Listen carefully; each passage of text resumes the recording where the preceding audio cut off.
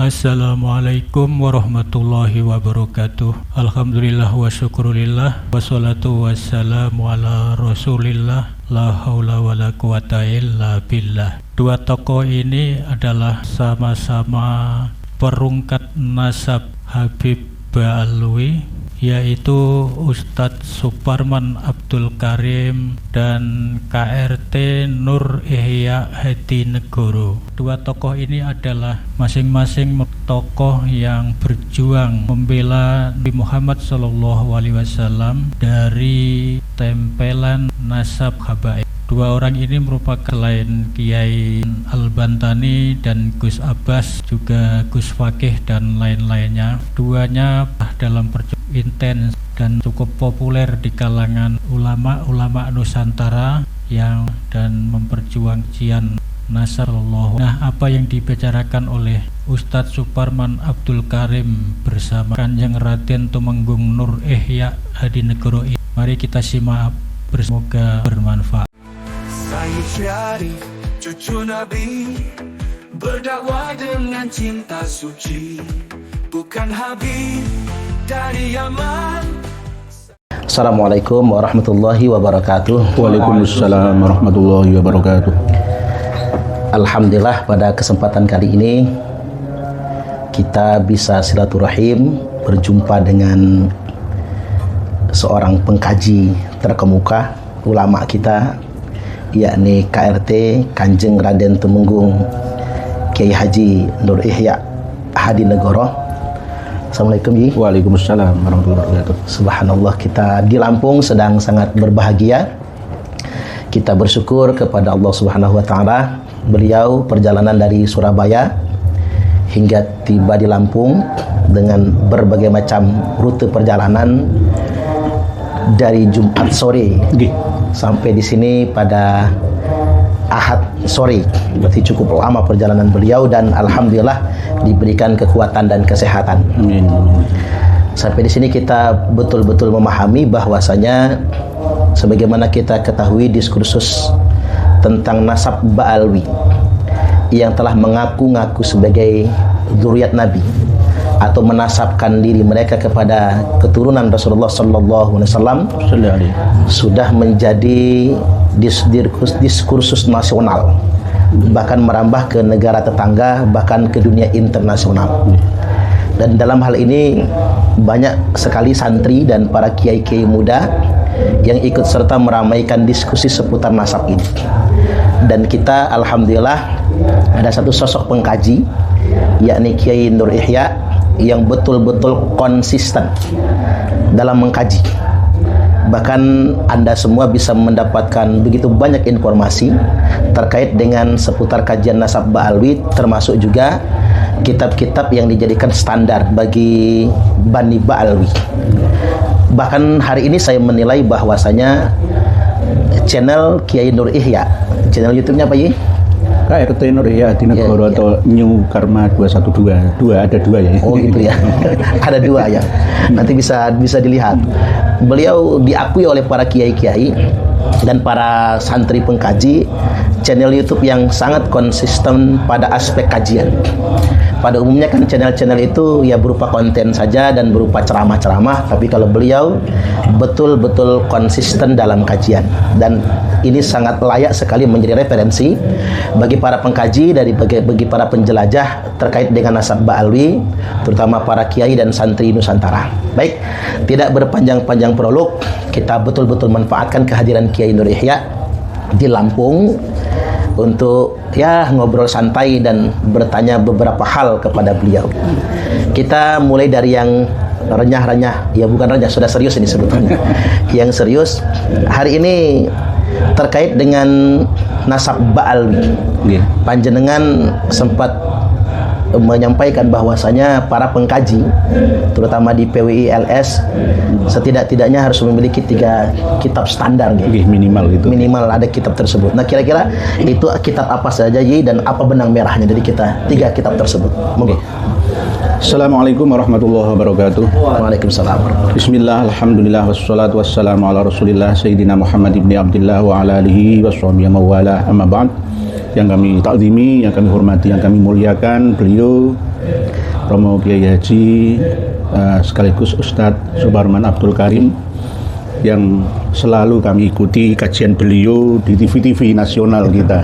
Jadi ada wajah beliau selalu menghiasi layar kaca kita, kalau di televisi atau di layar HP YouTube kita. Tidak hanya di YouTube tapi juga di Twitter, di Facebook dan di mana-mana. Inilah beliaunya, alhamdulillah keberkahan bagi kami bisa bertemu dengan seorang sosok pejuang yang hebat, handal, Ketua PWI Provinsi Lampung. Subhanallah, subhanallah, subhanallah. Seorang pemimpin ya yang berjiwa ikhlas murni lillahi ta'ala untuk umat ini. Amin. Dan masih energik. Mungkin lebih muda beliau daripada saya, tetapi ilmunya lebih tua beliau, lebih mantap, lebih menguasai ya daripada saya, karena beliau jam terbangnya lebih tinggi daripada saya. Beliau seringkali mengisi di dinas atau di departemen-departemen tertentu yang kita lihat di pemerintahan kita. Alhamdulillah.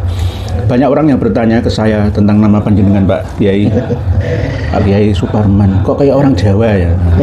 Memang beliau sudah saya verifikasi kenapa diberi nama Kiai Suparman, karena beliau lahir pada bulan Sofar. Aslinya Sofarman. Sofarman itu kan ya orang, bahasa Arab ya, bahasa Inggris kan man itu kan ya orang. Jadi anak laki-laki yang lahir pada bulan Sofar atau Safar.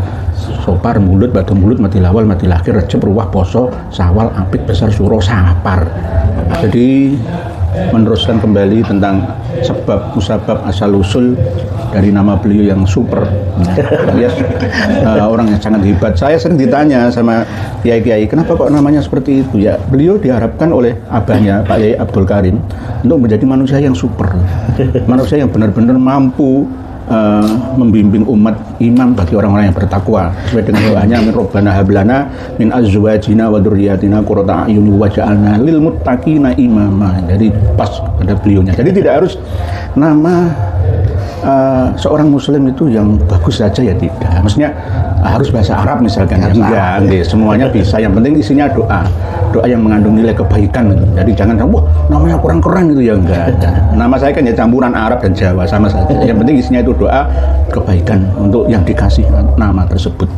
Lah, menjawab pertanyaan dari beliaunya bahwa standar pertama ini bukan kitab nasab ya, cuma kitab sejarah Yaman.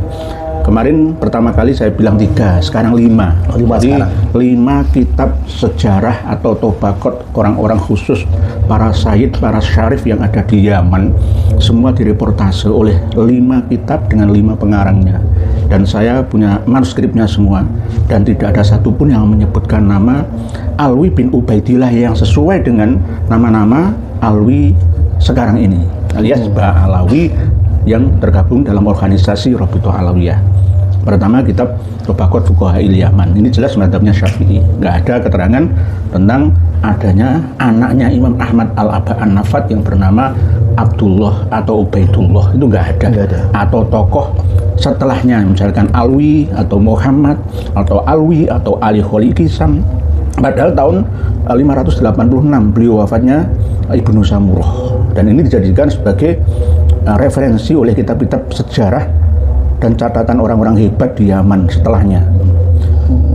Tobaqat Fuqaha'il Yaman. Lalu As-Suluk fi Tobaqatil Ulama wal Muluk, karya Al-Janati yang fenomenal, yang dijadikan rujukan utama oleh Syekh Ali bin Abu Bakar As-Sakron ketika memahami dari leluhurnya Ubaid bin Ahmad bin Isa dicantolkan ke Abdullah bin Ahmad bin Isa melalui Bani Jadid atau Jadid bin Abdullah. Nah, ini juga tidak sesuai karena di situ tidak ada keterangan di dalam As-Suluk fi Tobaqatil Ulama wal Muluk tentang saudaranya Jadid yang bernama Alwi. Jadi Alwi ini Alwi siapa? Padahal di dalam kitab Syarhul Ainiyah itu jelas diterangkan oleh Ahmad Al-Habsyi bahwa pertama kali Duriyah Ali bin Abi Thalib yang dikasih nama Alwi itu ya Alwi bin Ubaidillah bin Ahmad bin Isa. Tetapi kenapa kok di Bani Al-Ahdal ada juga Alwi? Ubaid bin Isa bin Alwi bin Muhammad bin Himham bin Aun bin Musa Al-Kazim bin Ja'far Shadiq bin Muhammad Al-Bakir dan seterusnya. Jadi ada Alwi. Jadi ini sudah menjadi ketetapan dan diyakini oleh para Habib Ba'alawi bahwa orang yang pertama kali dari Dzurriyyah Ali karamallahu wajhah yang dikasih nama Alwi itu baru Alwi leluhurnya Ba'alawi. Berarti klop bahwa Alwinya Bani Ahdal ini juga sempat diambil alih oleh Alwinya Ba'alawi. Jadi dari Bani Al-Ahdal lalu nyantol ke Bani Jadid bin Abdullah bin Ahmad bin Isa. Ini diterangkan dalam kitab As-Suluk fi Tabaqatul Ulama wal Muluk. Yang ketiga, kitab Tuhfatuz Zaman fi Tarikh Sadatil Yaman. Ini mencatat seluruh sadah-sadah yang ada di Yaman, baik Yaman Utara ataupun Selatan, mulai dari Taiz, Aden, Son'a, ya, Hudaidah, sampai ke Oman kalau sekarang ya, Dhofar Lama, Hadramaut, semua dicatat, nggak ada. Ada cuma Ali bin Alwi yang nasab ke atasnya itu min Bani Jadid, bukan min Bani Alawi bin Ubaidillah bin Ahmad bin Isa. Nah ini Abdurrahman bin Husain Al-Ahdal, pengarang kitab Tuhfatuz Zaman, ini mulai mau menginterpolasi As-Suluk dalam Tuhfatuz Zamannya yang mengatakan bahwa Ali Bamarwan itu adalah orang pertama kali yang membawa ajaran tasawuf ke Hadramaut Yaman. Tetapi ditambahi Ali Bamarwan itu memiliki murid yang bernama Muhammad bin Ali yang ditafsiri oleh para ahli sejarah dan nasab kalangan Ba'alawi. Muhammad bin Ali, yaitu namanya Al-Faqihul Muqaddam itu.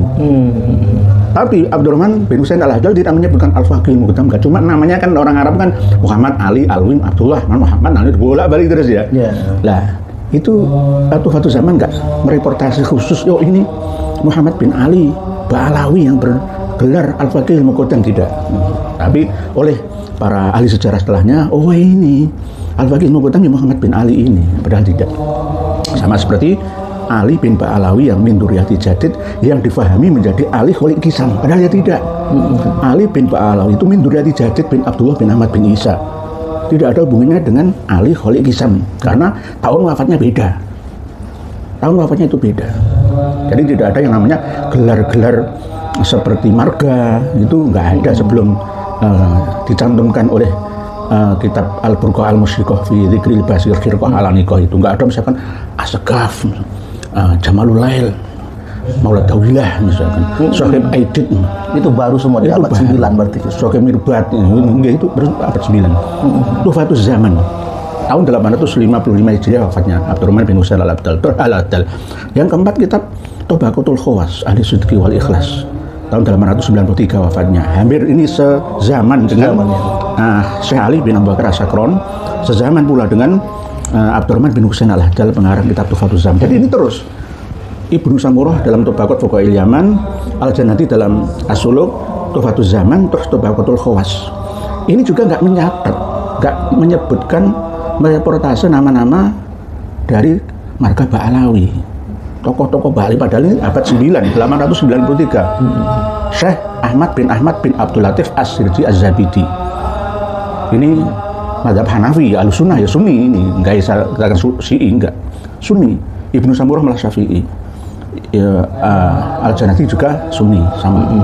Nah ini Tabaqatul Khawas Ahli Sidqi wal Ikhlas. Antara Tabaqatul Khawas Ahli Sidqi wal Ikhlas dengan As-Suluk ini benar-benar nyata. Cetha wela-wela bahasa Jawanya itu. Jelas karena apa? Menyebutkan tarikh wafatnya Ali bin Ba'alawi. Ali bin Ba'alawi, dua-duanya ini wafat pada abad 8 Hijriah. Tabaqatul Khawas 729, As-Suluk 724. Kok diakui oleh Syekh Ali bin Abu Bakar As-Sakron menjadi leluhurnya yang wafat pada tahun 507. Loh, gak cocok gitu.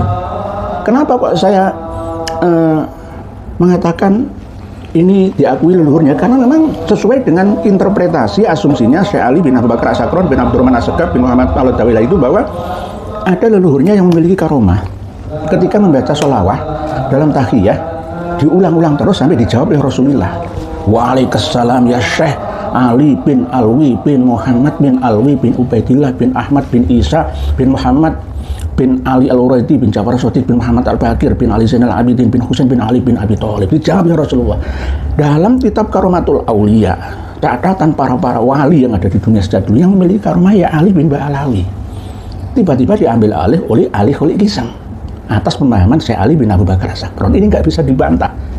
Jadi kekeliruan dalam memahami tokoh yang bernama Ali bin Ali Ba'alawi oleh Syekh Ali ya, bin Abu Bakar As-Sakron, pengarang kitab Al-Burqa Al-Musiqah itu dipahami oleh para ahli sejarah, mu'arrikhun dan ahli nasabah baik eksternal ataupun internal Ba'alawi dengan nama Ali Kholil Kisam. Jadi kelirunya ini di sini. Tidak hanya waqat fahimtunya Syekh Ali bin Abu Bakar As-Sakron yang memahami Ubaid bin Ahmad bin Isa dengan Abdullah bin Ahmad bin Isa yang menjadi ayahnya Jadid. Tidak hanya itu saja, termasuk diantaranya tokoh min Duriyati Jadid yang diramas menjadi leluhurnya. Padahal di manuskrip As-Suluk itu diterangkan jelas tidak sesuai dengan versi cetakan As-Suluk yang menyebutkan angka wafatnya Ali bin Ba'alawi dengan angka 724 itu enggak, tapi disebutkan dengan kalimah arba'in wa ishrina wa sabi'i mi'atin Hijriyah 724. Ini jelas. Kitab Tabaqatul Khawas Al-Sidqi wal Ikhlas juga tidak mencatat adanya nama-nama dari klan Ba'alawi yang dikatakan oleh mereka leluhurnya itu adalah orang-orang hebat, al-mujtahid, mujtahid mutlak ya. Al-Imam, Al-Bari, Al-Wari, Al-Muhaddits, Al-Hafid, Sahibul Fadilah wal Karamah. Nah, dan seterusnya gelarnya itu saya total itu 15 lebih.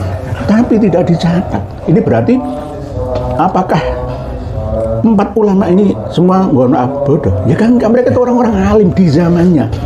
Secara estafet mulai abad 6 sampai abad 8, abad 9. Terus yang paling penting lagi di Tabaqat Sulaha Yaman atau Tarikh Al-Barihi ya. Ini jelas menyebutkan bahwa Ali bin Ba'alawi yang memiliki keturunan Umar bin Abdurrahman juga itu min ahli sufiyah.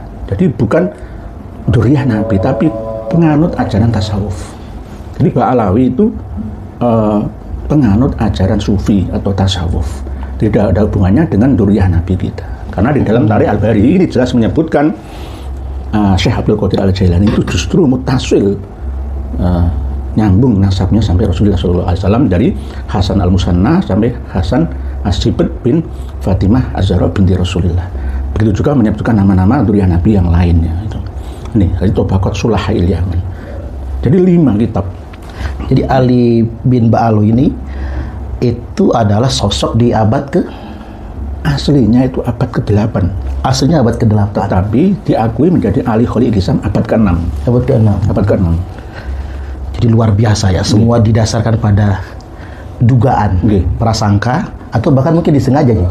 Ya kemungkinan disengaja ingin menciptakan sejarah baru dan palsu. Sama dengan Muhammad Shahib Mirbat itu ya. Kan nggak ada sebenarnya Shahib Mirbat. Kalau di Indonesia ya mungkin Shahib Solo, Shahib Gresik. Iya juga. Bisa juga. Di sini mungkin Shahib Lampung, atau mungkin Shahib Metro. Ya bisa juga. Kalau Pak Yai tidak berjuang sungguh-sungguh di sini, bisa juga nanti kalau ada Habib dimakamkan di Bandar Lampung ya. Nanti ya misalkan ada Al-Habib Muhammad Al-Attos Shahib Bandar Lampung. Ya bisa juga. Lalu akan dikholis setiap tahun. Bisa juga seperti itu. Di mana-mana orang sekarang sudah jelas Shahib Solo, ya kan, Ali Al-Habsyi, Habib Ali Al-Habsyi ke Shahib Solo, Shahib Gresik, Shahib Bondowoso, Shahib Pasuruan dan seterusnya. Jadi itu kebiasaan sejak lama. Jadi kita tidak heran kalau sekarang duriyahnya ada yang seperti itu. Ya mohon maaf, ini fakta. Saya berbicara fakta dan data itu. Tidak hanya berdasarkan nafsu saya, emosi saya, atas dasar kebencian, kedengkian. Enggak, tapi ini untuk mensucikan benar-benar nama baik Rasulullah SAW. Jadi jelas bahwasanya kita hari ini meyakini betul berdasarkan akidah Ahlus Sunnah wal Jamaah, kewajiban kita mencintai Ahlul Bait Nabi, mencintai zuriat Nabi. Karena itu merupakan sebuah kewajiban. Kita tidak boleh jatuh cinta kepada yang palsu. Maka sebetulnya memverifikasi dan membuktikan setiap orang yang mengaku sebagai keturunan Nabi adalah sebuah kewajiban. Setidak-tidaknya ini untuk mengantisipasi adanya pengakuan Imam Mahdi palsu. Penyalahgunaan. Termasuk istilahnya itu Imamatul Uzma, Imam Jumbo itu. Imam besar. Karena sebagian ulama berpendapat yang namanya imam besar itu walaupun bukan Imam Mahdi, itu wajib dari Bani Quraisy. Nah, artinya memang hari ini Bani Quraisy juga adalah keturunan Nabi Ibrahim kan. Secara DNA harus disatu. Artinya memang untuk mengantisipasi adanya pengakuan palsu, maka hari ini kita sampai kepada sebuah keyakinan yang sama, harus ada verifikasi dan pembuktian. Nah, di sini kita akan masuk ke pembahasan berikutnya terkait dengan klaim mereka kalau Ba'alwi ini sudah surah wa istifadhah. Tentang konsep surah wal istifadhahnya Ba'alwi ini yang mereka klaim dan mereka pasarkan ke pesantren-pesantren untuk mengklaim nasab mereka itu sahih. Bagaimana tanggapan panjenengan? Kalau kita berbicara tentang metode cara penetapan nasab yang sesuai dengan kitab nasab, misalkan kitab Muqaddimat fi Ilmil Ansab misalkan, atau Kafi Al-Muntakhab fi Ilmin Nasab, atau Rosail fi Ilmil Ansab misalkan, ya justru malah mereka batal dan gagal. Karena harus ada persyaratan surah wal istifadhah itu. Tidak hanya berdasarkan pokoknya keterkenalan, kemasyhuran saja, tapi harus diverifikasi. Nanti kalau nggak begitu, setiap orang akan di-endorse, akan diagungkan dengan kesepakatan. Ya. Betul. Nah, ini kan akhirnya keasliannya tidak bisa dijaminkan. Gitu. Hanya berdasarkan pokoknya dukungan wong akeh, gitu. Terkenal. Yang jelas dipaksa surah gitu ya. Setelah akhir abad ke-9 Hijriah kan. Setelah muncul kitab Al-Burqatul Musiqah, lalu disalin bukan dari awal. Lalu Al-Ghurur, lalu Al-Masra'ur Rawi, Syarhul Ainiyah, dan seterusnya, dan terus lebih gencar-gencarnya itu dari kalangan mereka mengarang kitab-kitab internal mereka sendiri itu abad 10, 11, 12 itu paling gencar. Harus dikarang kitab supaya surah wal istifadhah itu. Jadi surah wal istifadhah itu bisa dibatalkan dengan data yang lebih akurat. Betul. Jadi tidak terus itu surah wal istifadhah itu mutlak, nggak bisa. Ketika ada data yang lebih akurat, yang lebih tua, di zamannya kitab itu ada pengarangnya hidup, baik itu primer ataupun yang mendekati atau sekunder, maka surah wal istifadhah itu bisa dibatalkan. Walaupun itu ijma, kesepakatan sekalian misalkan, sekalipun ya, tetap bisa dibatalkan karena data yang lebih kuat darinya yang bisa membatalkan itu. Sama seperti ketika kita dulu itu meyakini bahwa matahari itu sebenarnya bukanlah pusat tata surya kita, tapi bumi inilah sebenarnya pusat tata surya kita. Coba kita berdiri diam di sini, matahari akan mengelilingi kita, ya kan? Kita ke kemana-mana, matahari yang mengelilingi bumi. Tapi ternyata dunia sekarang berbeda. Mazhab itu kalah dengan metode yang lebih kuat dan akurat dengan ditemukannya satelit, ya bisa memantau. Oh ternyata yang mengelilingi matahari itu justru bumi. Yo. Terus kita mau berkiblat kemana? Wong 90% penduduk dunia ini mengakui bahwa bumi itu bulat bukan datar, dan wasyamsu tajri li mustaqarril laha dzalika taqdirul azizil alim. Jelas. Oh, nggak ada yang bisa bantah ini. Nggak ada yang bisa bantah. Oleh sebab itu mana yang kuat? Berarti yang pendapat yang terakhir yang lebih akurat ini. Tidak hanya itu, banyak sekali analogi-analogi tentang dibatalkannya surah wal istifadhah. Di antaranya dulu agama Nasrani mengatakan bahwa Nabi Isa itu Tuhan, Yesus. Tapi Rasulullah mengatakan bukan.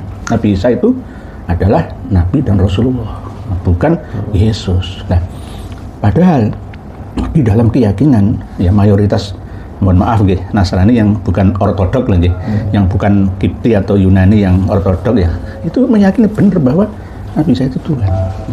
Tapi Rasulullah mengatakan bukan. Mana yang kuat? Ya Rasulullah. Atas firman Allah untuk menjelaskan, walaupun sudah diisbat, diijma, surah wal istifadhah tetap kalah. Terus gini, dulu kan jenengan pernah menyampaikan, saya lihat di konten itu, bahwasanya keterputusan nasab Ba'alwi ini bukan hanya 550 tahun. Kalau Kiai Imad kan ngitungnya dari Imam Ahmad ya. Wafat Imam Ahmad 345 Hijriah dan ke Al-Burqatul Musiqah. Jadi dihitung 550 tahun. Kalau jenengan tempoh hari kalau tidak salah itu lebih dari itu ya. Sebenarnya Romo Kiai Haji Madhuddin Usman tidak salah. Ya, betul, sama-sama. Ini yang namanya khilafiyah yang membawa rahmah. Jadi perbedaan saya dengan beliaunya itu tidak membawa nikmah, tapi ni'mah. Malah menguatkan. Saya lebih lama. Karena Syekh Ali bin Abu Bakar As-Sakur itu kan internal Bahalawi sendiri. Gitu. Kalau pengarang kitab Tuhfatul Thalib Ma'rifati Iman yang tasbila Abdillah Habib Thalib itu kan eksternal. Pengarang kitab Tuhfatul Thalib yang wafat 996 Hijriah. Saya tarik, saya genapkan dari 345 ke 995. Artinya gitu. 650 tahun. Itu pun setelah saya verifikasi, saya koreksi melalui data manuskripnya juga masih belum sesuai ya. Masih belum clear 650 tahun, bisa 700 tahun dan bisa juga lebih, bisa selamanya. Karena semuanya berdasarkan lokomotif yang sama. Jadi berdasarkan taklikot atau catatan santri. Dan ketika saya teliti dari catatannya, Sayyid Muhammad As-Samarqandi Al-Madani itu menulis hanya sekedar menulis saja tanpa memverifikasi kitab Tarikh Al-Janadi, Tarikh Al-Khosraji, Tarikh Al-Adal, nggak ada. Aslo tidak menyebutkan tokoh-tokoh Ba'alawi, tapi Ali bin Ba'alawinya Bani Jadid. Itu. Dan Al-Janadi sendiri sebenarnya juga tidak memverifikasi karena beliau bukan ahli nasab, beliau itu ahli sejarah. Ahli sejarah itu hanya sekedar mencatat saja. Ahli nasab pertama yang menyebutkan anaknya Imam Ahmad Al-Hambali bernama Abdullah, bukan Ubaidillah, itu adalah kitab An-Nafah Al-Ambariyah. Abad ke-9, 880 Hijriah. Itu pun tidak menyebutkan nama Alwi bin Ubaidillah, hanya Jadid Al-Muntakil ila Hadramaut wa min duriyati thammah Banu Abi Alawi wa huwa Abu Alawi bin Jadid, berarti Bani Alawi Jadid. Ini yang menjadi kunci utama kalau kita memang berpegang teguh kepada khotun nasabah, catatan ahli nasab. An-Nafkah Al-Ambariyah ya abad 9 juga.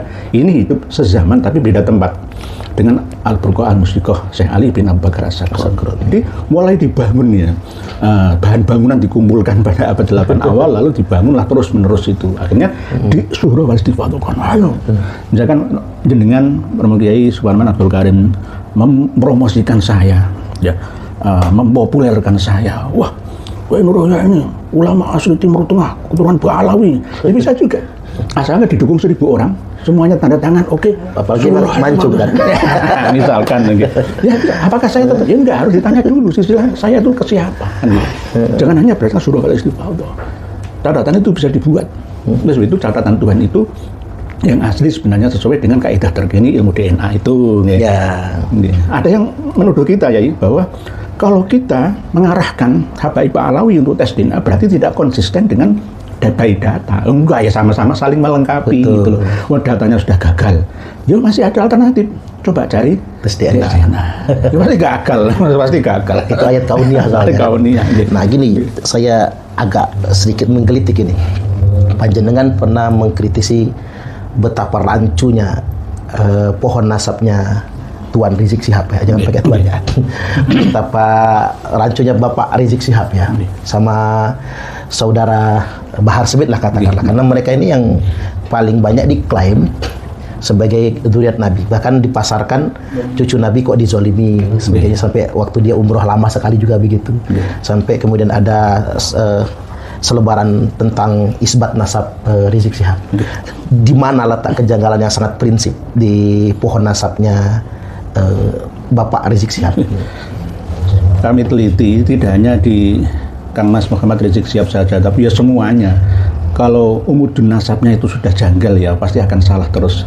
Awalnya salah, tengahnya salah, akhirnya juga akan salah. Toh misalkan di tengahnya ini mau mencoba untuk pas-paskan, tetap akan ada kelemahan di akhirnya.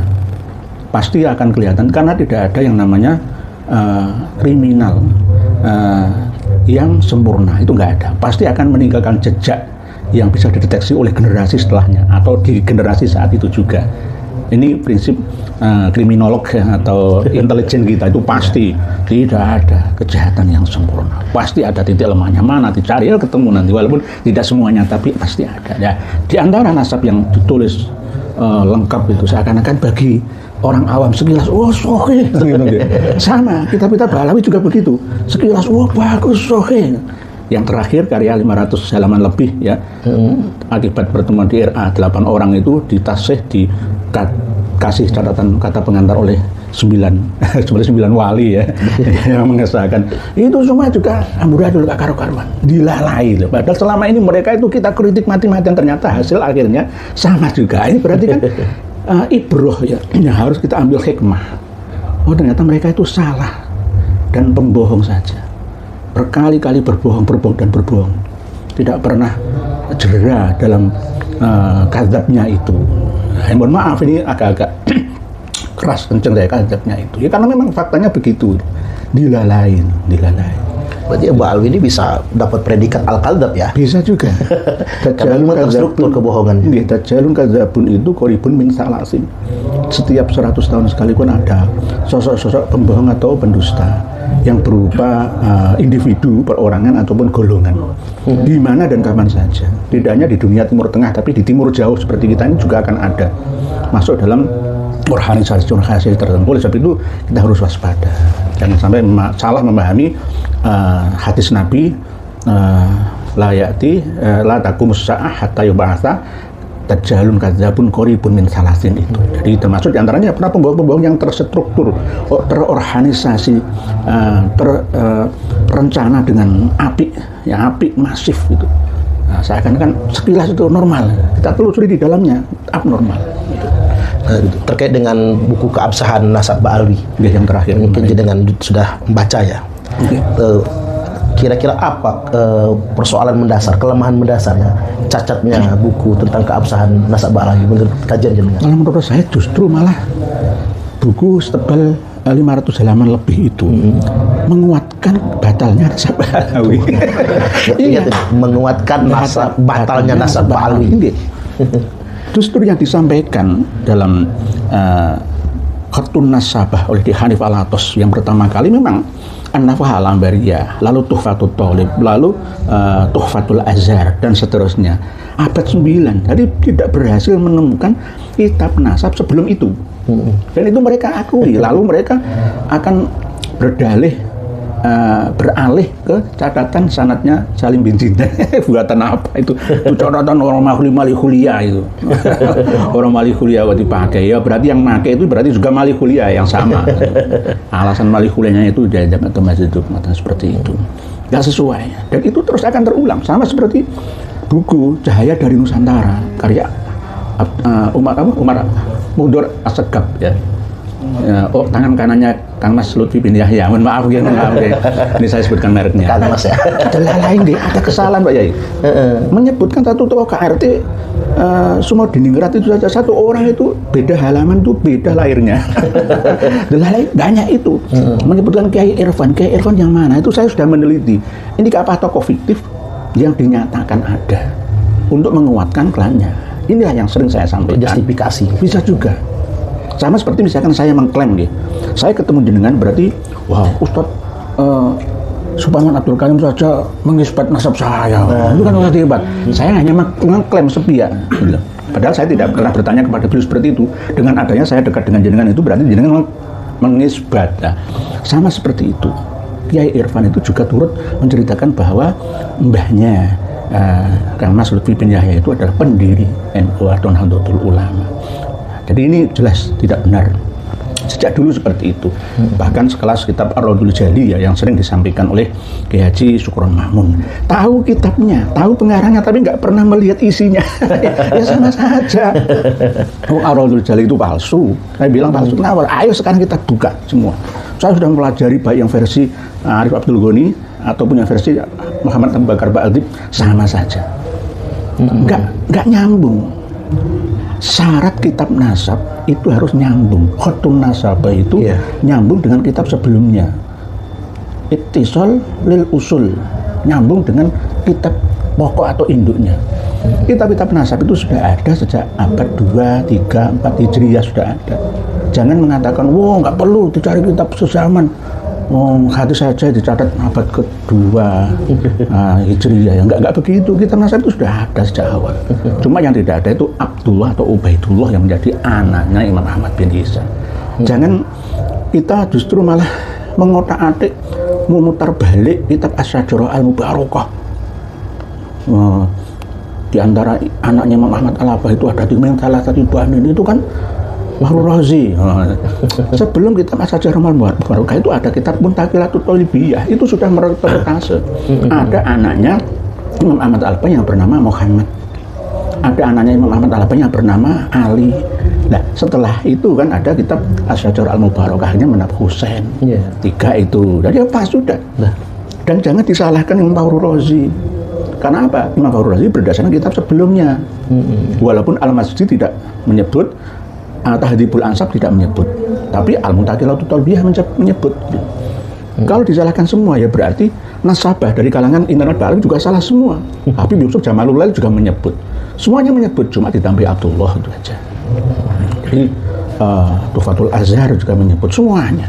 Jadi jangan menyalahkan Imam Fahrul Razi. Sampai hari ini nasab Ba'alwi tak tertolong.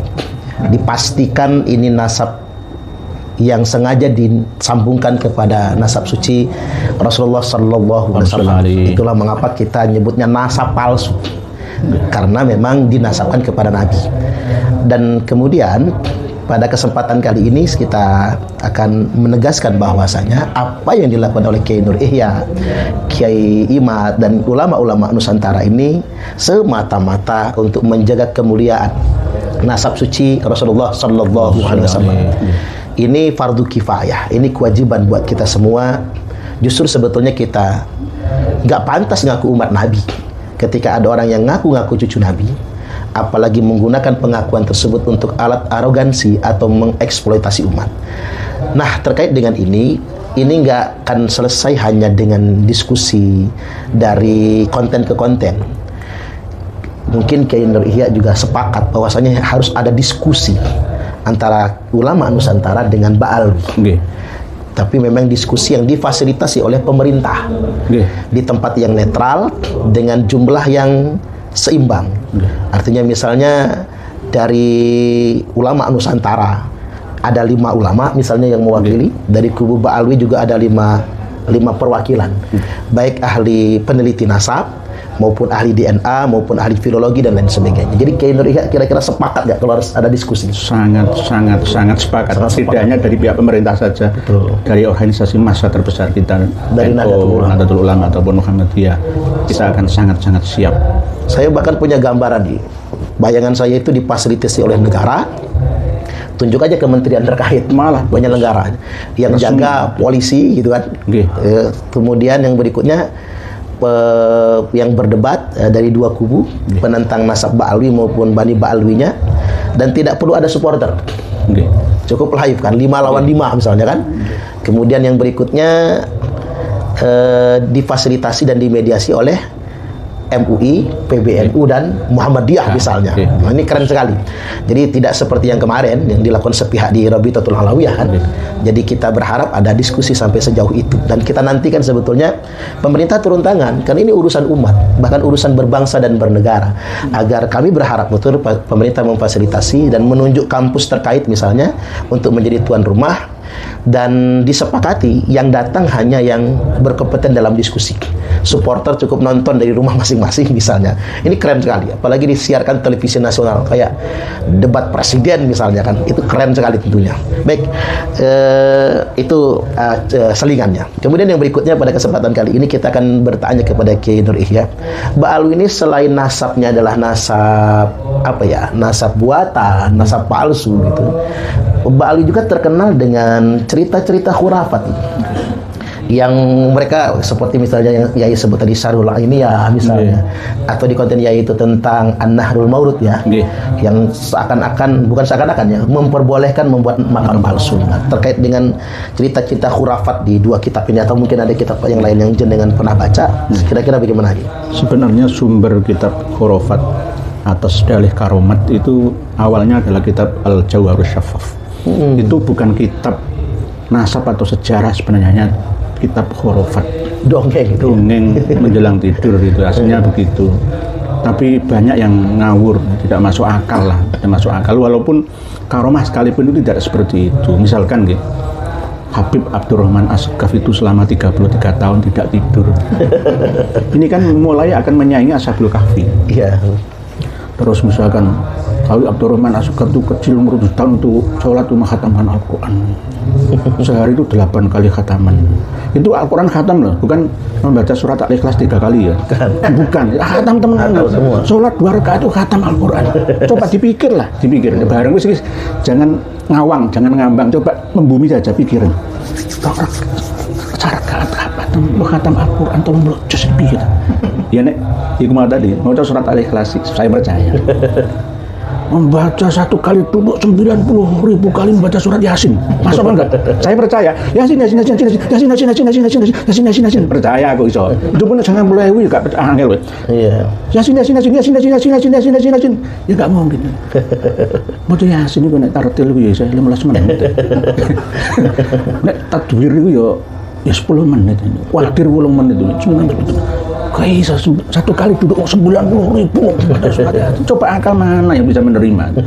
Wah itu karomah, kamu nggak nyambung. Pasti akan menuduh seperti itu. Karomah itu nggak segitunya. Gunanya apa karomah? Karomah itu ada manfaatnya untuk ummah, untuk jamaah. Kok tiba-tiba orang mau mengeluarkan karomah, manfaatnya untuk apa? Gitu. Apakah sihir pamer ini sulapan namanya itu? Sulapan. Al-Jawharus Syafaf ya. Al-Jawharus Syafaf. 502 hikayah khurafah. Tapi ada yang tidak khurafah sih, tapi mayoritas khurafah dari 502. Nanti Yai tak kirim kitab Al-Jawharus Syafaf ke nomor panjenengan. Dinukil lagi oleh kitab Syarhul Ainiyah. Al-Jawharus Syafaf itu bukan kitab nasab, bukan kitab sejarah, bukan kitab karomah, tetapi dianggap oleh kalangan Ba'alaf itu sebagai kitab keramat. Sampai sekarang kitab Al-Jawharus Syafaf itu masih berbentuk manuskrip atau naskah asli catatan tangan. Belum ada yang berani menerbitkan atau menyalinnya karena memang tidak layak itu. Akan malu, jadi nanti tak kirim. Nanti akan malu membaca sendiri itu malunya. Gitu. Ya sama seperti karomah-karomah itu tadi, karena ada kitabnya. Oleh sebab itu, ketika setelah Al-Masrur Rawi, Syarhul Ainiyah, kitab termasuk An-Nahrul Mawrud, ya nggak heran. Kitab Tadhkirun Nas, sampai yang kemarin itu kitab yang kemarin itu yang terbaru yang Kanjeng Nabi, Sayyidina Ali, Sayyidina Hasan belajar ilmu nahwu pada Habib Ali Al-Habsyi ya. Ada kitabnya. Ada kitabnya. Kalau nggak ada ya kitab ada kitabnya, nanti tak kirim juga kitabnya begini. Jadi sebetulnya begini, buat pemirsa ya. Ternyata memang cerita-cerita khurafat yang disebarkan oleh kalangan Ba'alwi ini bukan sesuatu yang disebarkan dari mulut ke mulut ternyata. Tapi ada catatannya, ada kitabnya. Ini cara Allah ingin membuktikan kepalsuan itu sebetulnya. Dan alhamdulillahnya Kiai Nur Ihya dan kita semua sudah mendapatkan referensi tentang itu. Jadi tak terbantahkan. Mereka nggak bisa ngeles. Mau dibantah kayak apa? Ada buktinya, ada saksinya, ada catatannya. Jadi misalkan Kiai, kita benar hadap-hadapan dengan mereka, antara kita ya Kiai dengan Habaib Alawi, mereka nggak akan berani. Pasti akan men-framing dari belakang. Oh kemarin diundang ke RA Al-Kaburi semua. Kan gitu Kiai. Yang undangnya itu bagaimana? Misalkan Pak Yai Suparman kan dia punya jadwal. Tiba-tiba tak undang saya enakku dewe. Pak Yai, jenengan besok tanggal 15 itu harus datang. Kalau jenengan nggak datang berarti jenengan kalah. Piye lagi mau? Nggak minta Yai. Kira-kira kalau kita diskusi tanggal 15 Oktober besok ini jenengan bisa kok nggak ya? Karena begitu harusnya begitu deh. Itu menghargai orang. Enggak. Kamu nggak datang berarti kalah. Kamu datang kalau berani datang ke sini. Lalu setelah datang tak sidang. Dikeroyok. Tak keroyok 8 orang. Ya gantian sekarang sebab akibat karma 212 gantian sekarang. Buku Keabsahan Nasab Alawi kita sidang gantian, ada 300 kesalahan, ada yang fatal, setengah fatal, dan ada yang mungkin salah paham. Oh ya juga ya Kiai. Kita buat ya sebaliknya kita sidang gantian. Kok saya nanya, Kiai Haji Madudin Usman harus datang di interogasi sama 8 orang. Itu namanya itu Belanda kan seperti itu. Belanda itu dulu ya seperti itu. Kalau nggak itu tangkap saja kan begitu. Saya nanya semaunya.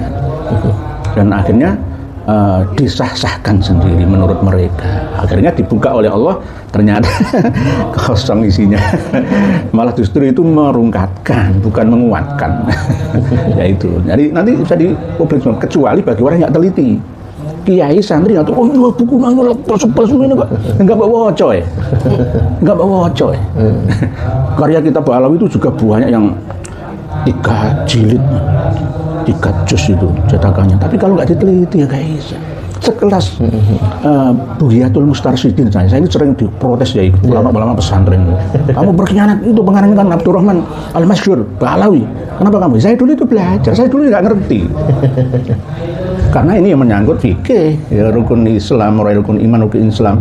Tapi di akhirnya ada doktrin yang kadang-kadang itu nggak ya, kita nggak waspada. Ternyata berarti ini mengaku paling unggul sendiri. Manusia yang paling unggul di bumi ini adalah Ahlul Bait Nabi.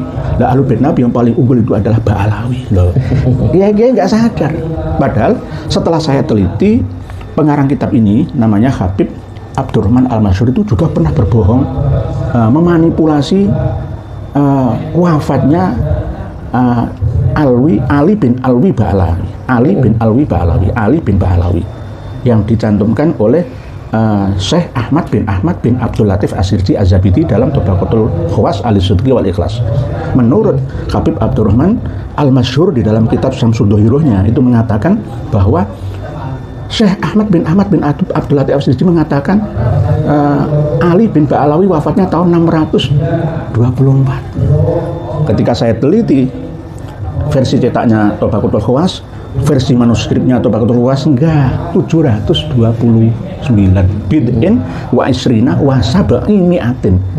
Kalau kalimat ini enggak bisa dimanipulasi, nih angka masih masih bisa betul. Ini kalimat bid'in wa isrina, bid'in itu lebih dari 3 kata saya ambil maksimal 9. Wa isrina dan 20, wa sab'i mi'atin dan 724. Dikatakan oleh Habib Abdurrahman Al-Masyhur 620-an. Nah, ya kan berbohong ini. Uang manuskripnya nggak begitu, versi cetakannya juga nggak begitu. Lalu diturunkan lagi dari 624 itu menurut Abdullah Al-Idrus menjadi 500-an.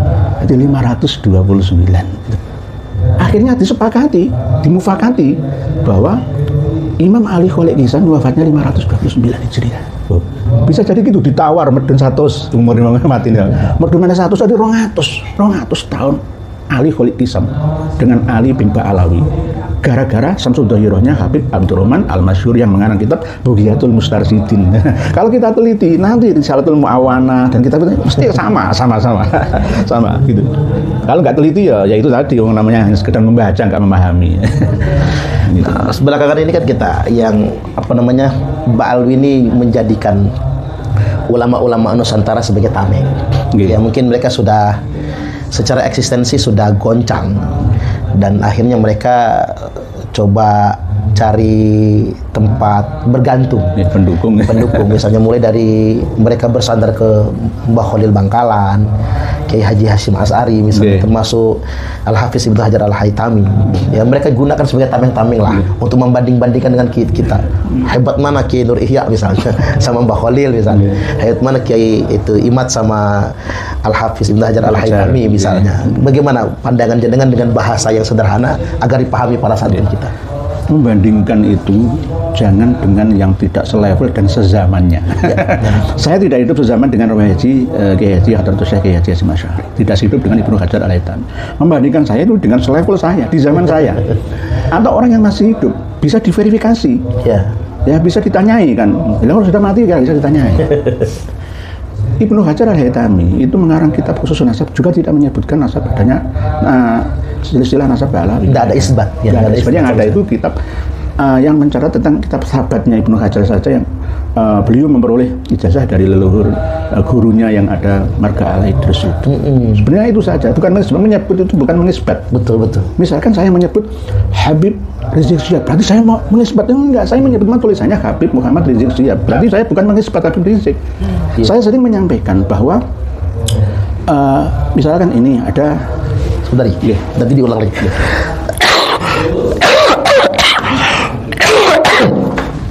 Ya Allah, harus pintar ngeditnya. Kalau enggak jelek dia. Nasi potongnya. Ya, baik. Misalkan saya menyebut nama-nama leluhur mereka, mulai dari Umar Al-Muhdor bin Habib Abdurrahman As-Segaf bin Habib Muhammad Maulad Dawilah bin Ali Sohibud Darok bin Alwi Al-Huyur bin Muhammad Al-Faqih Al-Muqaddam bin Ali bin Muhammad Sohib Mirbat bin Ali Kholek Kisan bin Alwi bin Muhammad bin Alwi bin Ubaidillah bin Ahmad bin Isa bin Muhammad bin Ali Al-Uraidi bin Ja'far Shadiq, saya sambungkan sampai Sayyidah Fatimah Az-Zahra. Berarti saya mengisbat? Ya enggak. Saya menyebutkan catatan nama-nama leluhur mereka yang disambungkan sampai Rasulullah Shallallahu Alaihi Wasallam. Bukan berarti saya mengisbat, saya menyebutkan itu terputus 650 sampai 700 tahun di ketika wafatnya Imam Ahmad Al-Nafat yang dikatakan Imam Al-Muhajir yang 345 Hijriah itu sampai wafatnya Syekh Ahmad bin Muhammad As-Samarqandi, Syekh Muhammad As-Samarqandi dalam kitab Tuhfahnya itu. Bukan berarti saya mengisbat, tapi saya hanya menyebutkan saja.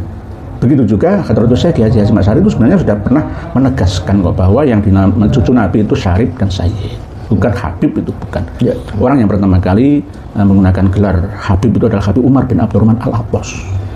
Pertama kali. Sebelumnya itu ya Sayyid dan Syarif. Biasanya kalau Syarif min durati Hasan, kalau Sayyid min durati Husain. Tapi kadang-kadang yang dibolak-balik, kadang-kadang nggak paten gitu. Jadi menyebut bukan berarti mengisbat, hanya sekedar menyebutkan. Nah, membandingkan itu harus dengan selevelnya. Saya akan dibandingkan dengan jenengan, itu nggak selevel saya. Jenengan sudah terbang tinggi kemana-mana. Sama dengan ini seperti itu, gitu. Sama dengan seperti itu. Lah, misalkan kalau sama-sama dibandingkan antara Imam Ibnu Hajar Al-Haytami dengan Mark Zuckerberg itu alim mana? Tak tanya seperti itu. Ayo, lebih alim mana?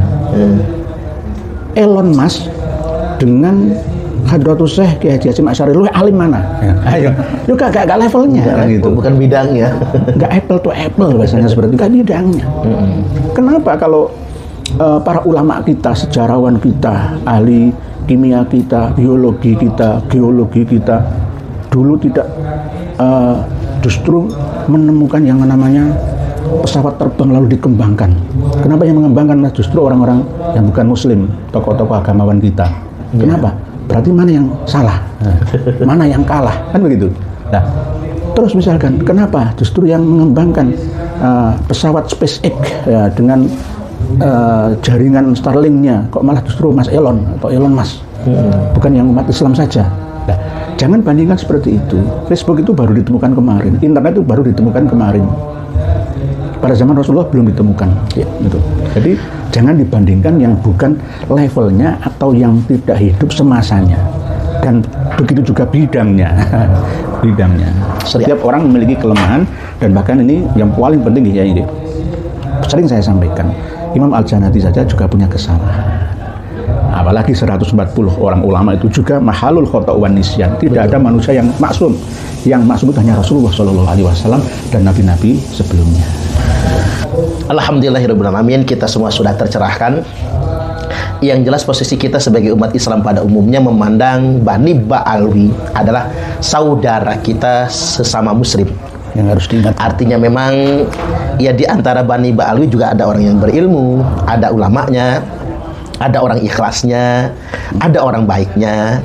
Hanya saja yang benar-benar harus kita garis bawahi di sini adalah kita semua bukan anti Bani Ba'alwi, tapi kita semua ingin meluruskan klaim pengakuan orang-orang Ba'alwi yang menyatakan mereka adalah cucu Nabi. Perjuangan ini tidak boleh berhenti demi menjaga nasab suci Rasulullah SAW. Sebelum kita akhiri, kita akan dengarkan closing statement dari KRT Kiai Haji Nur Ihya Hadinegoro. Monggo. Closing statementnya singkat saja. Kalau kita masih percaya bahwa klan Ba'alawi atau para Habib ini keturunan Nabi kita yang mulia, berarti kita sama dengan melecehkan nama baik Nabi kita. Betul. Karena faktanya mereka telah melecehkan Nabi kita dan kita mengizinkan meridhoinya. Ya, coba bayangkan, ini mudah cara memahaminya.